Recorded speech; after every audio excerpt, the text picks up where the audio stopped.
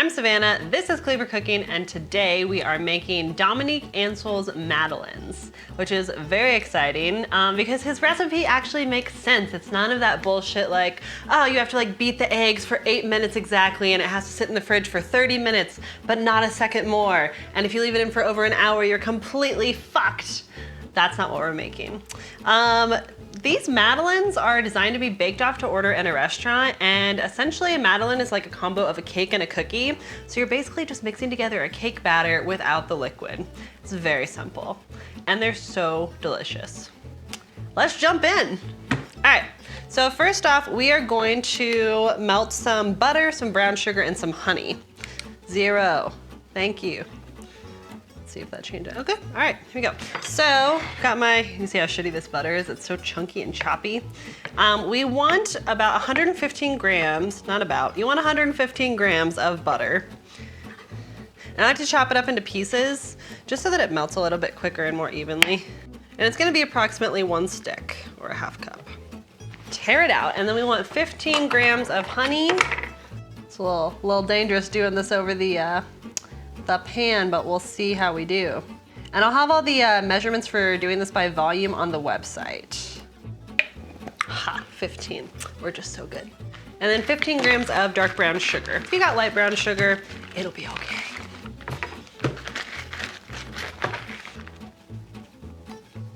Spoiler, it's a tablespoon. All right, and then we just wanna bring this over to the stove here.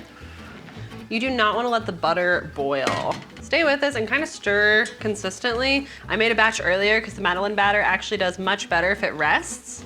And I walked away from it. I was like, I'm gonna be extra efficient. I can totally get back there in time. I've made these so many times by now. And the butter boiled and the fat separated, and it was just not gonna work out. It would have made my batter greasy and disgusting. So I had to restart. So just, you know, just hang out with your butter. I had to pick between quarantining with butter and quarantining with Tony. We're not gonna have that discussion. So the idea with this is we just wanna dissolve the brown sugar and melt the butter. So just stir just until it turns into liquid. It won't be entirely cohesive, and that's totally fine. Okay, that's perfect. So we're gonna shut this off. This pilot light's pretty hot, so I'm actually just gonna set this. Yeah, we'll do a towel. Set it on the old towel. And if we need to reheat this later, we can. So let that cool down a bit. You don't wanna pour hot batter into the rest of your stuff. So now we're gonna clean up and then grab the rest of our ingredients. All right, just a cup of all-purpose flour, 120 grams, and you do want to sift it. Whenever you're doing like cake, cupcakes, anything like that, sifting is going to lighten the flour. It helps it trap air a lot more easily, which gives you that light, airy texture. Nobody wants a dense Madeleine.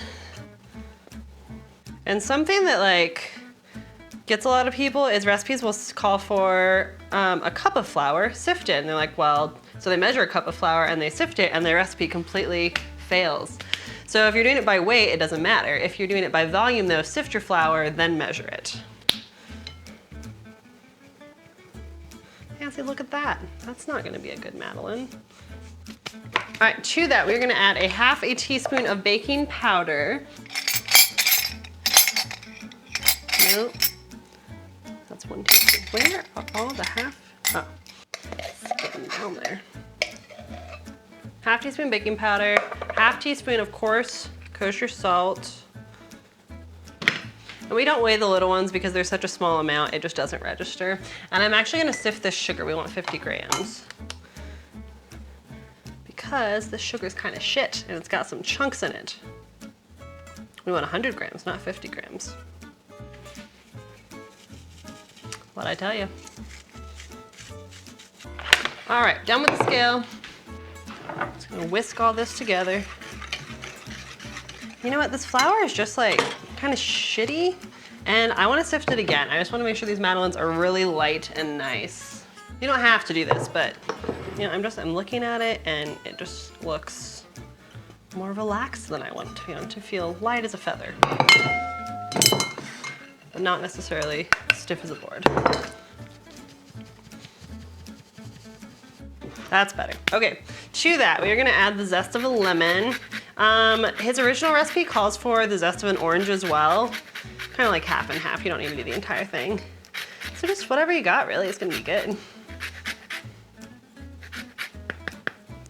Something that's kind of fun to do if this is your first time making madeleines is to actually leave the lemon zest out until you've mixed the whole batter, taste it, then add your lemon zest, and you might be surprised what a big difference just the zest of a lemon makes.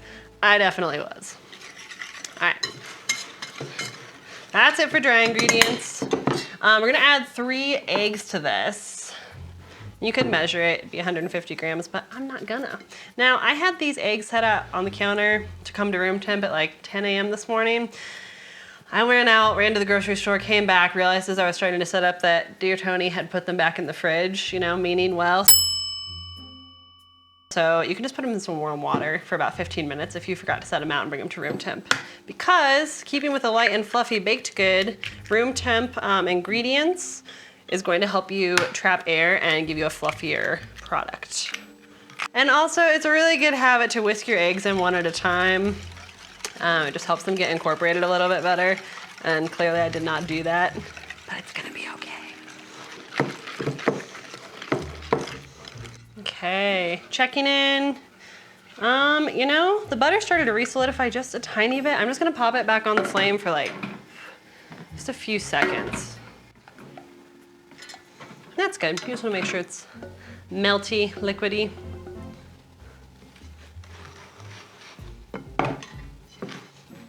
Show you a trick for that. Got a wet towel. And kind of just barely set that on there. Ha.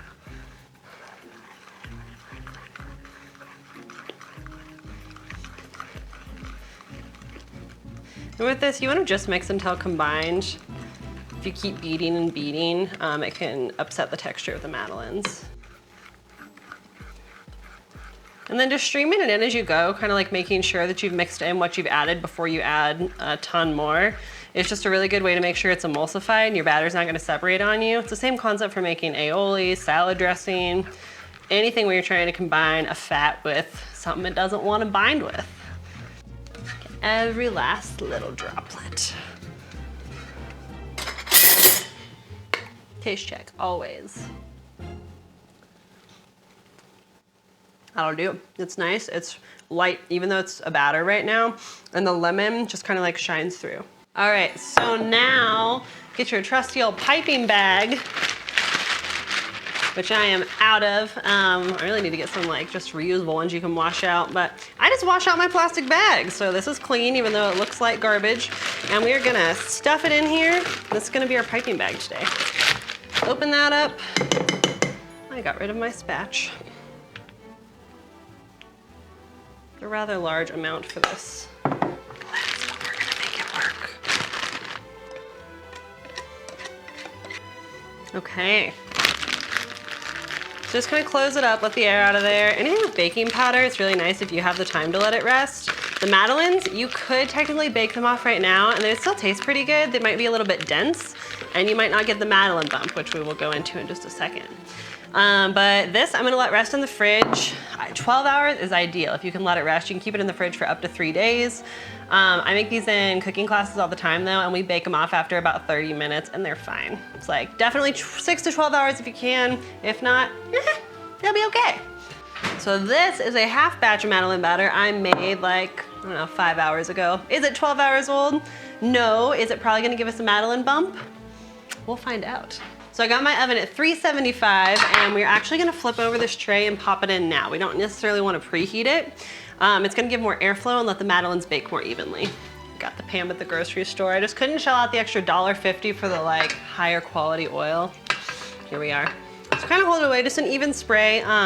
Go more generous on the spraying than scanty if you're questioning it, because you really don't want the madeleines to stick.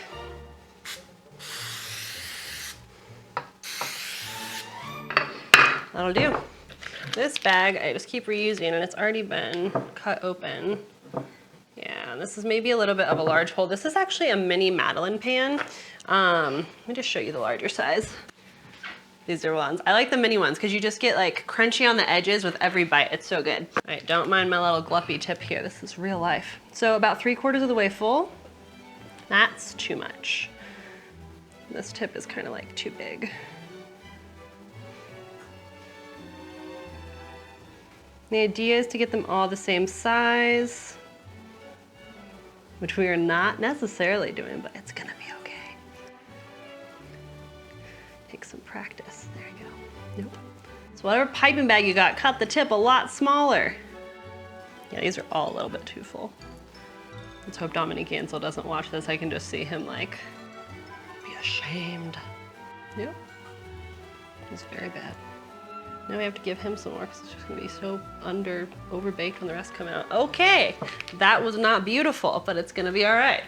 Just gonna come here, dampen the edge of a cloth, and kind of clean up a little mess here. So one of the signs that you've done a really good job with your Madeleines is if you can just tap them right out of the pan onto the counter and they should just fall right out. And if you've got some burnt Madeleine hanging onto the edge because you overfilled it or dragged it in between them like we did here, that's gonna be hard to do. It's also nice to just clean up some of the oil off the edges here so you don't have to scrub the pan afterwards so much. Okay, so a little fuller than I like, but that's gonna be, we're just gonna roll with it. These are mini Madeleines, so probably 4 to 5 minutes. I set my oven to 375 because I don't have convection. If you have convection, use it. They'll bake so much better, and set it to 350. Ovens have hot spots, so we're gonna put this in for about 2.5 minutes, wait until we see the Madeleine bump, which if we did it right, we should see a Madeleine bump, and then we're gonna rotate the pan. Another 2.5 minutes, or just until the edges are kind of golden brown and the center is blonde and springy when you tap it. Right onto the pan. All right, y'all. This is what they should look like. Kind of pulling away from the edges, really nice and brown. If you're not sure, I would say let them go a little bit longer. I like mine a little bit caramelized so you get some crunch. This is the test. How'd we do? Yeah.